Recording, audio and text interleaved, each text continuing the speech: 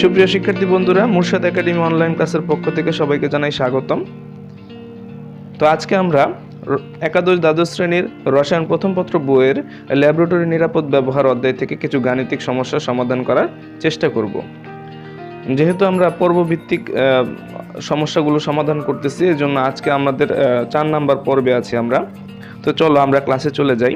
প্রথম প্রশ্ন, তো এখানে বলছে 250 কিউবিক সেন্টিমিটার সোডিয়াম কার্বনেটের একটি দ্রবণ 10.6 গ্রাম সোডিয়াম কার্বনেট ধারণ করে। দ্রবণটির ঘনমাত্রা মোলারিটিতে প্রকাশ করো। তো এখন আমরা কিভাবে করব এটা? এখানে দেওয়া আছে হলো 250 কিউবিক সেন্টিমিটার সোডিয়াম কার্বনেটের একটি দ্রবণ কত গ্রাম সোডিয়াম কার্বনেট ধারণ করে? 10.6 গ্রাম সোডিয়াম কার্বনেট ধারণ করে। তো দ্রবণটির ঘনমাত্রা বের করতে বলছে মোলারিটিতে। আমরা কি মোলারিটির কনসেপ্টটা ক্লিয়ার আছে আমাদের? তো মোলারিটির কনসেপ্টটা কিন্তু ক্লিয়ার করতে হবে এখানে। তো আমরা জানি মোলারিটি হলো 1 লিটার দ্রবণের মধ্যে যত মোল দ্রবীভূত থাকে। তা আমি আবারও বলছি, 1 লিটার যদি আমি লিখি, মোলারিটিটা হলো 1 লিটার দ্রবণে যত মোল দ্রবীভূত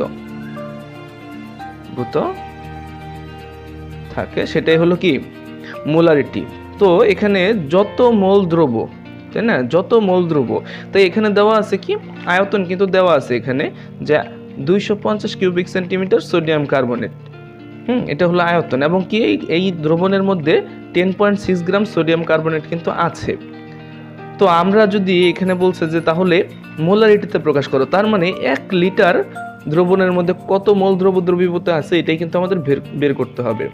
তো দেখো আমরা সমাধানে চলে যাই, তাহলে বুঝতে পারবা সবাই সমাধান। তো আমরা যদি লিখি প্রথমে যে 250 কিউবিক সেন্টিমিটার দ্রবণে সোডিয়াম কার্বনেট আছে, 250 কিউবিক সেন্টিমিটার দ্রবণে সোডিয়াম কার্বনেট আছে। এখানে কিন্তু দেওয়া আছে গ্রাম আকারে, কিন্তু আমরা গ্রাম আকারে লিখবো না। কারণ কি, আমাদের রেজাল্ট চাইছে হলো মোলারিটিতে প্রকাশ। তার মানে কত 1000 কিউবিক সেন্টিমিটারে কত মোল দ্রবীভূত আছে এটা বের করতে হবে। তাহলে যদি আমরা এখানে গ্রাম এককে লিখি তাহলে তো হবে না। তো আমাদের কি করতে হবে? আমরা কিন্তু একটা সূত্র জানি, সেটা হলো N = W/M। আমি সূত্রটা একটু লিখছি এদিকে, দেখো N = W/M। এখানে Nটা কি? Nটা হলো মোল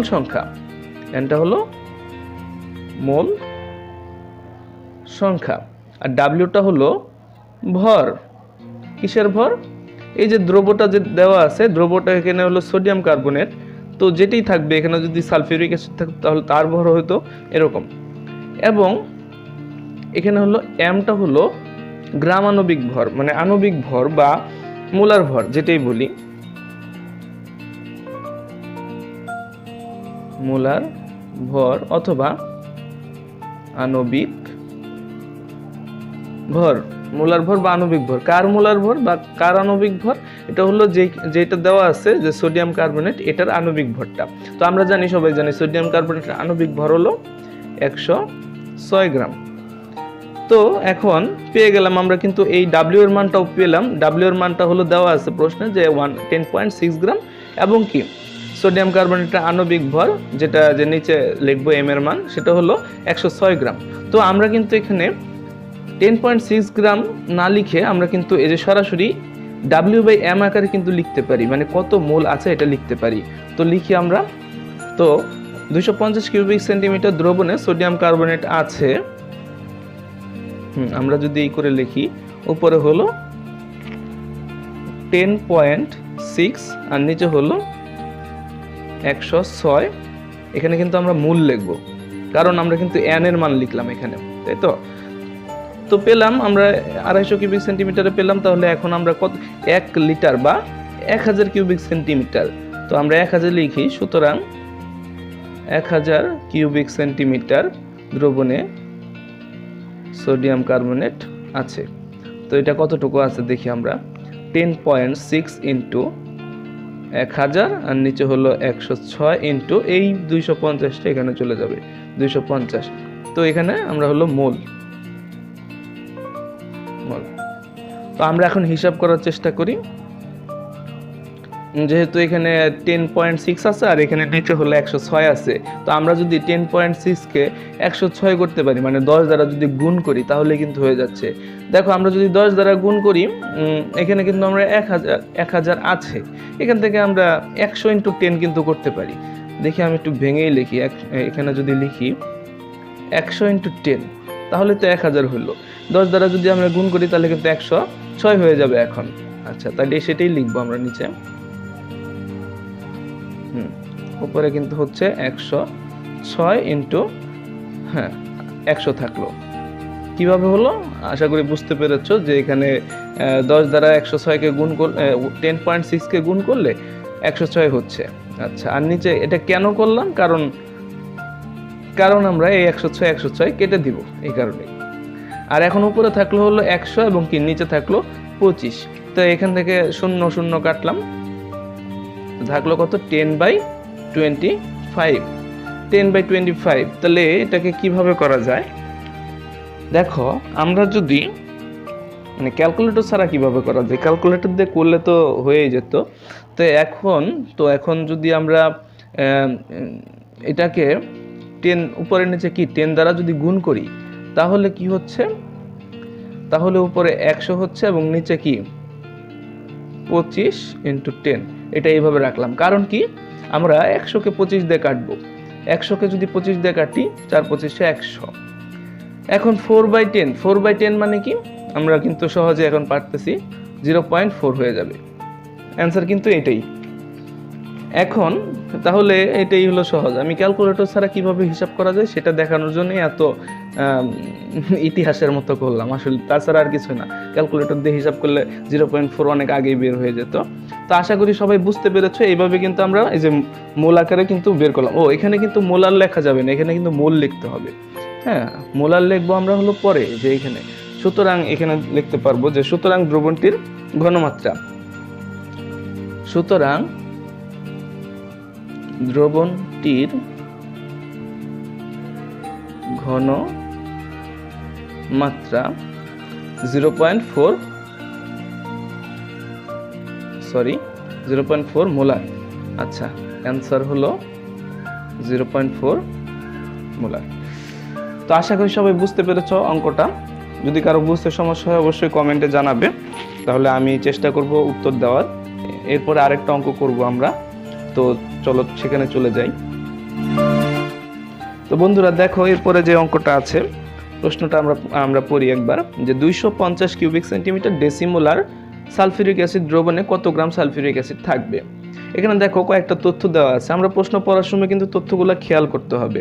এখানে দেখো 250 কিউবিক সেন্টিমিটার মানে হলো এটা আয়তন দেওয়া আছে, এবং ডেসিমোলার মানে হলো ঘনমাত্রা দেওয়া আছে। আমরা কিন্তু অনেকবার আলোচনা করেছি, ডেসিমোলার মানে হলো 1/10 মোলার, মানে হলো 1 মোলারের 10 ভাগের 1 ভাগ।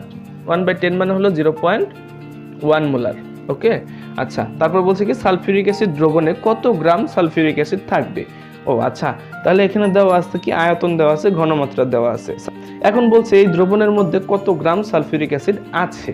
আমাদের যদি মোলার দ্রবণের কনসেপ্টটা ক্লিয়ার থাকে তাহলে কিন্তু আমরা অঙ্কটা সহজেই করতে পারবো। তো মোলার দ্রবণটা আসলে কি, মোলার দ্রবণ হলো যে দ্রবণের 1 লিটার আয়তনের মধ্যে কি 1 মোল দ্রবীভূত থাকে। তো দেখো মোলার দ্রবণটা হলো যে দ্রবণের আয়তন হবে 1 লিটার এবং কি ওই দ্রবণের মধ্যে 1 মোল দ্রবীভূত থাকবে। আচ্ছা, দেখি আমি মোলার দ্রবণ একটু মোলার দ্রবণ সম্পর্কে যদি লিখি। মোলার দ্রবণের মধ্যে কি কি থাকবে, বৈশিষ্ট্য হলো এটার আয়তন হতে হবে, আয়তন কত হতে হবে, আয়তন হতে হবে 1 লিটার এবং কি এর মোল সংখ্যা হতে হবে 1 মোল, 1 মোল হতে হবে, তাই তো। দেখো 1 মোল দ্রব দ্রবীভূত থাকতে হবে। 1 মোল যে দ্রবের পরিমাণ কত হবে, দ্রবের পরিমাণ হলো 1 মোল। 1 মোলটা হলো দ্রবের পরিমাণ, দ্রবের পরিমাণ। আচ্ছা, এই মোলটা কি? মোলটা হলো গ্রাম আণবিক ভর। মোলটা হলো গ্রাম আণবিক ভর। যেমন এখানে সালফিউরিক অ্যাসিড আছে, সালফিউরিক অ্যাসিডের গ্রাম আণবিক ভর বা আণবিক ভর কত সেটা যদি আমরা বের করি তাহলে কি হবে, মানে 1 লিটার যদি সালফিউরিক অ্যাসিডের মোলার দ্রবণের ক্ষেত্রে হিসাব করি, তার মানে 1 লিটার দ্রবণের মধ্যে সালফিউরিক অ্যাসিডের পরিমাণ হবে, আর এর আয়তনিক আণবিক ভর যত হবে ততই হবে ওই পরিমাণটা। তো দেখো মোলটা হলো গ্রাম আণবিক ভর, গ্রাম আণবিক ভর। আমরা যদি অঙ্কের সলিউশনটা করি তাহলে কিন্তু সহজে আরো বুঝতে পারবা। দেখো আমরা অঙ্কে চলে যাই, তার আগে আমি সালফিউরিক অ্যাসিডের আণবিক ভরটা বের করতে চাই। দেখো সালফিউরিক অ্যাসিড H2SO4 এর আণবিক ভরটা কিভাবে বের করব? দেখো প্রথমে হলো হাইড্রোজেন, এখানে 2টা হাইড্রোজেন পরমাণু আছে, এটার হিসাব করব। আমরা জানি একটা হাইড্রোজেন পরমাণুর ভর হলো, মানে পরমাণুর পারমাণবিক ভর হলো তাহলে 1, তো 1 লিখলাম 1 ইন্টু এখানে কয়টা হাইড্রোজেন পরমাণু আছে, 2টা হাইড্রোজেন পরমাণু আছে, তাহলে 2 দ্বারা গুণ হবে। তো সুতরাং 1 ইন্টু 2 ইকুয়াল টু 2। তারপরে সালফার, সালফারের কয়টা আছে, এখানে একটা আছে। আমরা জানি সালফারের পারমাণবিক ভর হলো 32, তাহলে 32 ইন্টু এখানে কত হবে বলো তো, এখানে হবে 1, কারণ এখানে একটা সালফার আছে। তো 32 ইন্টু 1 ইকুয়াল টু 32। এরপরে আছে হলো অক্সিজেন, অক্সিজেন কয়টা আছে, 4টা, O4। আমরা জানি একটা অক্সিজেনের পারমাণবিক ভর 16, তো 4টা অক্সিজেনের পারমাণবিক ভর হবে 4 16 64। তো আমরা যদি এখন সবগুলা যোগ করে দেই হবে কত, 4 আর 4 8, আর এখানে হলো 9, 98 গ্রাম। কত হলো, 98 গ্রাম। এটাই হলো সালফিউরিক অ্যাসিডের আণবিক ভর, সালফিউরিক অ্যাসিডের আণবিক ভর।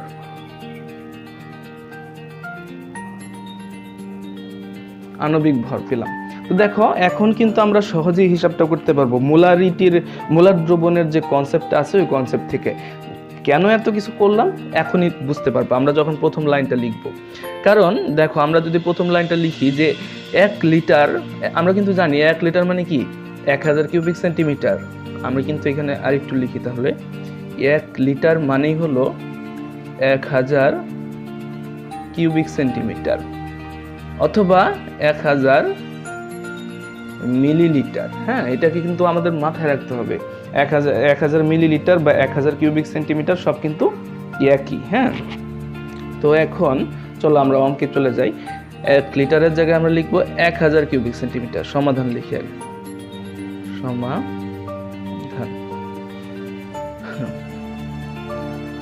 1000 কিউবিক সেন্টিমিটার। হ্যাঁ, এখানে 1000 কিউবিক সেন্টিমিটার কত মোলার, এখানে 1 মোলার। কারণ কি আমরা মোলার যে এই মোলার দ্রবণের কনসেপ্ট দিয়ে কিন্তু আমরা অঙ্কটা করব, তাই না? আমরা মোলার দ্রবণের কনসেপ্ট দিয়ে কিন্তু অঙ্কটা করছি। 1000 কিউবিক সেন্টিমিটার 1 মোলার দ্রবণে, 1 মোলার দ্রবণে সালফিউরিক অ্যাসিড আছে, H2SO4 সালফিউরিক অ্যাসিড আছে কত গ্রাম? আমরা যে বের করলাম গ্রাম আণবিক ভর, মানে আণবিক ভরটা কত, 98 গ্রাম। এটাই কিন্তু আমাদের এখানে বসাবো, 98 গ্রাম। মানে দেখো এটা একটা মোলার দ্রবণের কনসেপ্ট থেকে লিখতেছি যে 1000 কিউবিক সেন্টিমিটার 1 মোলার দ্রবণে সালফিউরিক অ্যাসিড আছে 98 গ্রাম। তো আমাদের প্রশ্নে বলছে কি, প্রশ্নে বলছে 250 cubic centimetre decimolar sulphuric acid দ্রবণে কত গ্রাম সালফিউরিক অ্যাসিড থাকবে। তো দেখো এখানে কিন্তু 1000 এর নিচে কি লিখবো, 250 কিউবিক সেন্টিমিটার। আর এখানে 1 মোলারের নিচে কি লিখবো আমরা, যেহেতু ঘনমাত্রা এখানে ডেসিমোলার দিছে, ডেসিমোলার মানে হলো 0.1 মোলার, তো সেটাই লিখবো আমরা 0.1 মোলার। এই দ্রবণে সালফিউরিক অ্যাসিডের পরিমাণ কত, এটাই তো বের করতে বলছে। সালফিউরিক অ্যাসিড H2SO4 আছে এখানে কত গ্রাম, তো সেটা বের করতে হবে। এখন আমরা কিন্তু অঙ্কে লিখে ফেলি কি লেখা যায়। উপরে লিখবো হলো 98 ইন্টু এই যে 250টা এখানে চলে যাবে, 250 ইন্টু 0.1টা এখানে চলে যাবে। আচ্ছা, আর এখান থেকে আসবে হলো 1000টা চলে আসবে। তো এটাকে সরাসরি, আচ্ছা আমরা যদি এটাকে ক্যালকুলেটর দিয়ে হিসাব করি, যেহেতু ওই রকমভাবে মিলতেছে না, তো দেখো আমরা ক্যালকুলেটর দিয়ে হিসাব করলে সহজে বের হয়ে যাবে 98 ইন্টু 250 ইন্টু 0.1, হ্যাঁ, ভাগ কত দিব 1000, হ্যাঁ, তো কত আসলো 2.45 গ্রাম, 2.45 গ্রাম, এবং কি এটাই আমাদের উত্তর। তার মানে দেখা গেল যে এরকম যদি থাকে যে 250 cubic centimetre decimolar sulphuric acid দ্রবণের মধ্যে, তাহলে কত গ্রাম পেলাম আমরা? অ্যান্সার পেলাম হলো 2.45 গ্রাম, হ্যাঁ, সালফিউরিক অ্যাসিড আছে। মোলার দ্রবণের কনসেপ্ট থেকে কিন্তু আমরা এই অঙ্কটা করতে পারি। আশা করি তাহলে সবাই বুঝতে পেরেছো। তো আমরা এখানে লিখে ফেলি যে, সুতরাং 250 এত লেখা লাগবে না, আসলে উত্তর লিখে ফেলি, অ্যান্সার 2.45 গ্রাম।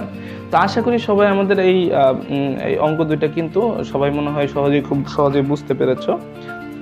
তো আজকের মতো এখানেই শেষ করতেছি। আগামী কোনো ক্লাসে আবার কোনো নতুন সমস্যা নিয়ে দেখা হবে ইনশাল্লাহ। তো সে পর্যন্ত সবাই ভালো থাকো, সুস্থ থাকো, আল্লাহ হাফেজ।